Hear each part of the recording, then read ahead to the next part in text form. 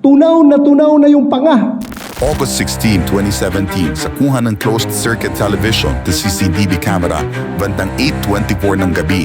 Sa isang sulok, ilang metro lamang ang layo mula sa basketball court kung saan huling nakita si Kian, natagpuan siyang nakasubsob at wala ng buhay. May nakita rin daw na dalawang sachet ng tinakiti-nala ang shabu malapit sa biktima at isang 45 baril sa kanyang kaliwang kamay. Ayon sa spot report ng Caloocan City Police, bumunot umano ng baril at nagpaputok si Kian nang makita ang mga puli. When they chance upon si Kian, biglang tumakbo itong bata at nung hinabol doon sa alley na yon kung saan siya napatay ay bumunot ng baril.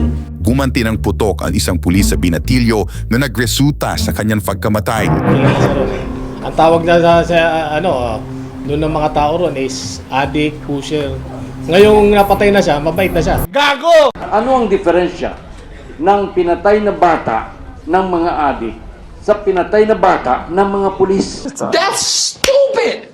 Use your...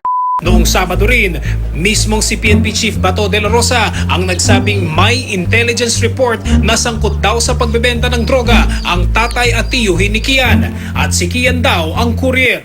Yung mukha natutunaw na yung gums, natutunaw na yung ngipin. Nagagano na oh. Sabi ko, kadaming adik nitong lugar na ito. Sobra. Ang laro dito, patayan.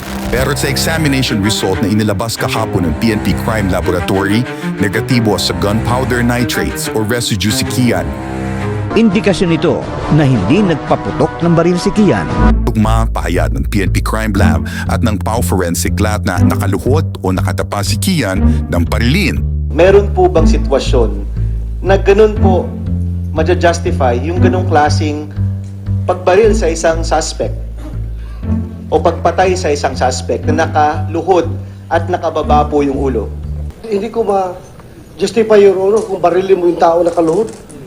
Thank you, Unless General. yung nakaluhod siya, tapos nakagano ng baril, di barilin mo pa rin.